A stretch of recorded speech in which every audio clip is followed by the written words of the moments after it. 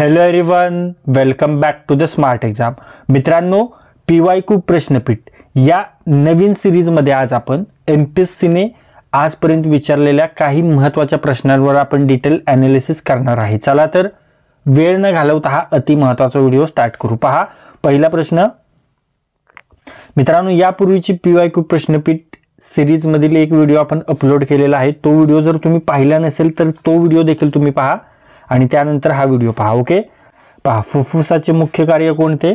तर रक्ताचे शुद्धीकरण करणे हे फुफ्फुसाचे मुख्य कार्य. आता डिटेलमध्ये जर बोलायचं झालं तर पहा, फुफ्फुसाचे मुख्य कार्य म्हणजे रक्ताचे शुद्धीकरण करणे. ओके, यामध्ये काय येतं तर ऑक्सिजन रक्तात पोहोचवला जातो आणि रक्तातील कार्बन डायऑक्साईड बाहेर टाकला जातो. ओके, आणि फुफ्फुसाबद्दल महत्त्वाची माहिती काय तर डावे फुफ्फुस उजव्या फुफ्फुसापेक्षा लहान आणि चपटे असते. बरोबर, एका फुफ्फुसात जवळजवळ 300 दशलक्ष वायुकोश असतात. ओके, त्यालाच म्हणतात ॲल्व्हेओली. ओके, वायुकोश आणि केशवाहिन्यांमधून वायूंची देवाणघेवाण कोणत्या प्रक्रियेद्वारे होते? डिफ्युजन, विसरण पद्धतीद्वारे. ओके, आणि फुफ्फुस हे श्वसनाचे प्रमुख अवयव असून त्याद्वारे शरीरातील उष्णता निर्माण करणारी उष्मादायी प्रक्रिया म्हणजेच एक्झोथर्मिक प्रोसेस केली जाते. ओके, आता जे आपले बाकीचे 3 पर्याय आहेत त्याचं विश्लेषण आपण करूया. तर पहा, रक्त पुरवठा करणे हा एक पर्याय होता, हे हृदयाचे मुख्य कार्य आहे. त्यानंतरचा पर्याय होता पचन प्रक्रियेस मदत करणे, हे जठर आणि आतड्याचं कार्य आहे. ओके, आणि पचन झालेले अन्न साठवणे हे रक्त वाहिन्यांद्वारे होणारे कार्य आहे. बरोबर, त्यानंतर पुढे पाहूया.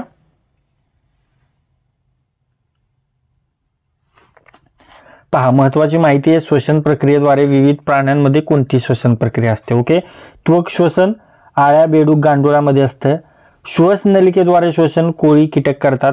क्लोम श्वसन पाणी म्हणजे मासे, जलचर करतात. आणि फुफ्फुसी श्वसन उभयचर सस्तन प्राणी, पक्षी करतात. ओके, त्यानंतर पुढे पाहूया. फुफ्फुस व त्याचे कार्य. ओके, फुफ्फुस म्हणजे काय? फुफ्फुस म्हणजे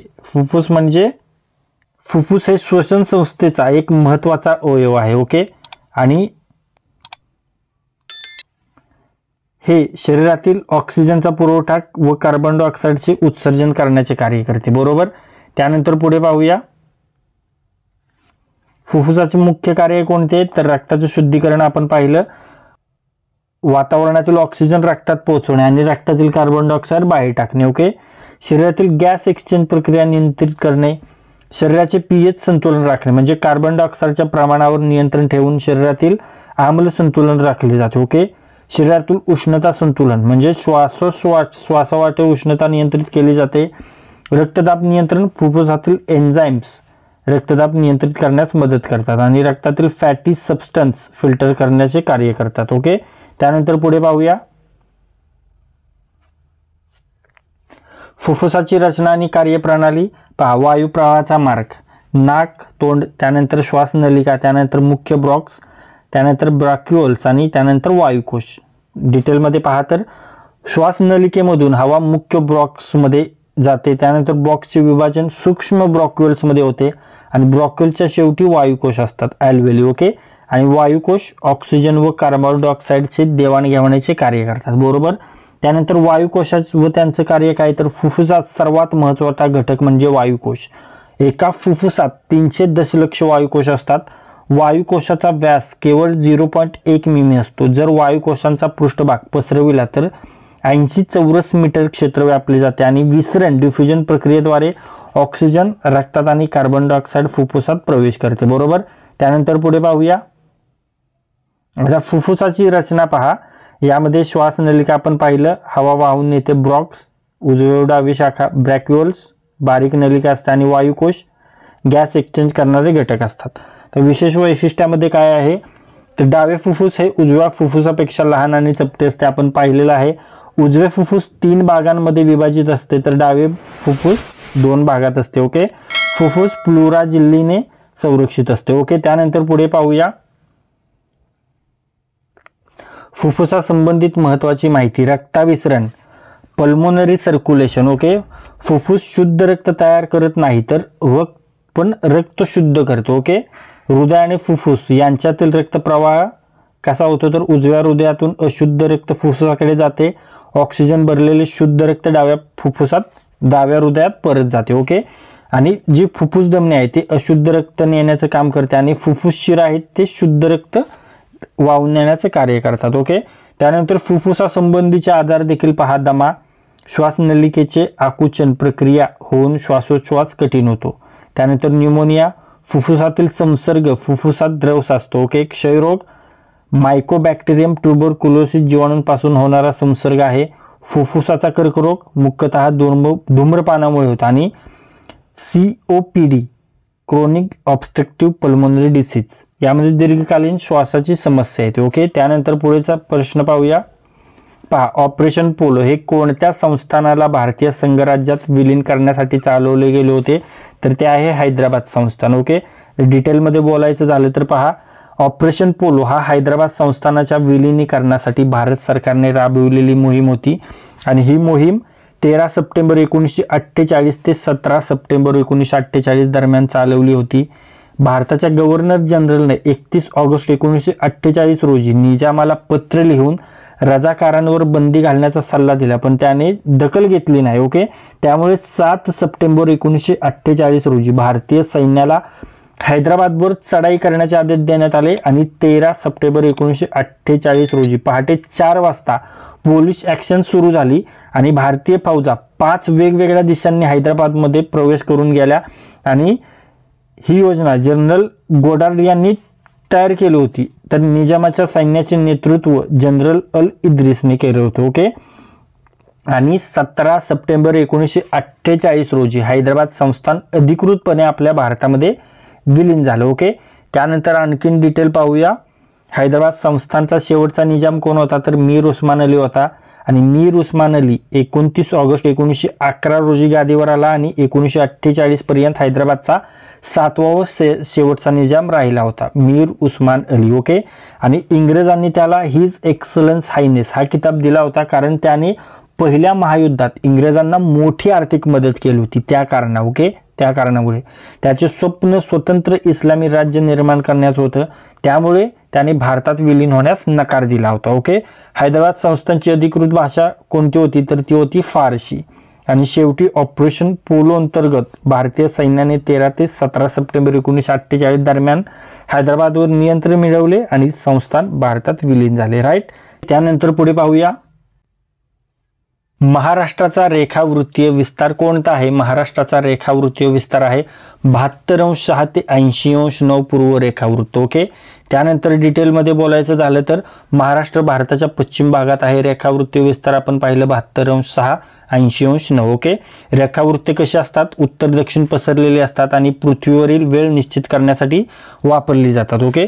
आणि जे ग्रीनिज रेखावृत्त आहे 0 ते लंडन शहरातून जातो आणि यावरून जागतिक प्रमाण वेळ ठरवली जाते. ओके. आणि एकूण किती रेखावृत्ते आहेत? 360 रेखावृत्ते आहेत आणि सर्व अर्धवर्तुळाकार असतात आणि एक समान आकाराचे असतात. ओके. आणि जी 180° रेखावृत्त आहे त्यावर आंतरराष्ट्रीय दिनरेषा आहे जी वेळ आणि दिनांक बदलण्यासाठी वापरली जाते. ओके. त्यानंतर पहा, अक्षवृत्ते आणि रेखावृत्तांबद्दल माहिती घेऊ. अक्षवृत्ते, लॅटिट्यूड. अक्षवृत्त म्हणजे काय? तर पृथ्वीवर विषुववृत्ताला समांतर असलेल्या वर्तुळाकार आडव्या काल्पनिक रेषांना अक्षवृत्ते म्हणतात. ही रेषा विषुववृत्ताशी समांतर असते आणि पूर्व पश्चिम दिशेने असते. ओके. अक्षवृत्तांची वैशिष्ट्ये काय आहेत? तर एकूण 181 अक्षवृत्ते असतात. ओके. 0° अक्षवृत्त हे विषुववृत्त इक्वेटर आहे. ओके. आणि अक्षवृत्ते एकमेकांशी समांतर असतात. विषुववृत्तापासून ध्रुवाकडे जाताना त्यांची लांबी कमी होत जाते. पृथ्वीवरील ठिकाणांचे तापमान समजण्यासाठी अक्षवृत्ते देखील हेच उपयोगी असतात. ओके. त्यानंतर प्रमुख अक्षवृत्त आणि त्यांचं महत्त्व काय? तर 0° विषुववृत्त इक्वेटर सर्वात लांब अक्षवृत्त आहे. 23.5° उत्तर, याला ट्रॉपिक ऑफ कॅन्सर कर्कवृत्त म्हणतात जे भारतातून जाते आपल्या. त्यानंतर 23.5° दक्षिण हे मकरवृत्त आहे, ट्रॉपिक ऑफ कॅप्रिकॉन. ओके. 66.5° उत्तर आर्टिक वृत्त आहे. 66.5 दक्षिण अंटार्क्टिक वृत्त. ओके. 90° उत्तर उत्तर ध्रुव आणि 90° दक्षिण दक्षिण ध्रुव. ओके.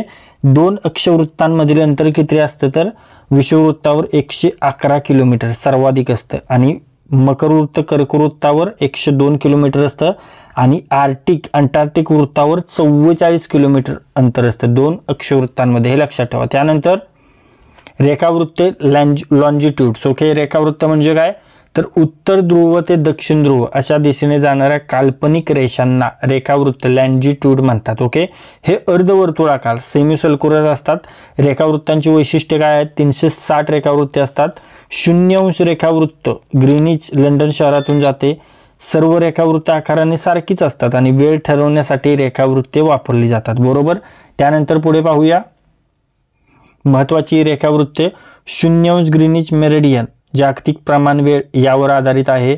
82.5 अंश पूर्व रेखावृत्त भारताची प्रमाण वेळ यावर ठरते. ओके, आणि 180 अंश रेखावृत्त आंतरराष्ट्रीय वार रेषा इंटरनॅशनल डेट लाईन आहे. ओके, आणि विशेष महत्त्वाचे काय आहे तर 180 अंश रेखावृत्त रेंगल बेटाजवळ पॅसिफिक ओशन येथे आहे आणि हेच रेखावृत्त आंतरराष्ट्रीय दिनरेषा म्हणून ओळखले जाते.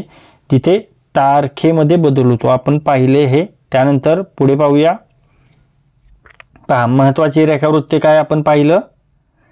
0 ग्रीनिच मेरिडियन जागतिक प्रमाण वेळ 82.5 रेखावर भारताची प्रमाण वेळ 180 आंतरराष्ट्रीय वार रेषा हे देखील आपण पाहिलेले. आता अक्षवृत्ते तापमान आणि हवामान मोजण्यासाठी महत्त्वाचे असतात. रेखावृत्ते वेळ आणि स्थान निश्चिती करण्यासाठी महत्त्वाचे असतात. भारत 8.4 उत्तर ते 37.6 उत्तर अक्षवृत्त आणि 68.7 पूर्व ते 97.25 पूर्व रेखावृत्त यामध्ये आहे. महाराष्ट्राचा अक्षवृत्त विस्तार किती आहे 15.44 उत्तर ते 22.6 उत्तर आणि महाराष्ट्राचा रेखावृत्तीय विस्तार किती आहे 72.36 पूर्व ते 80.54 पूर्व. ओके, रेखावृत्त. त्यानंतर सर्व स्पर्धा परीक्षेसाठी महत्त्वाचे प्रश्न आहेत. भारताची प्रमाण वेळ आणि कोणत्या रेखावृत्तावर ठरवली जाते 82.5 अंश पूर्व रेखावृत्तावर ठरवली जाते. विषुववृत्तावरील 2 अक्षवृत्तांमधील अंतर किती असते 111 किलोमीटर. एकूण किती रेखावृत्त आहेत 360. ग्रीनिच मेरिडियन कोणत्या शहरातून जाते लंडन आणि महाराष्ट्राचा अक्षवृत्तीय विस्तार किती 15.44 उत्तर ते 22.6 उत्तर अक्षवृत्त. ओके, त्यानंतर पुढे पाहूया.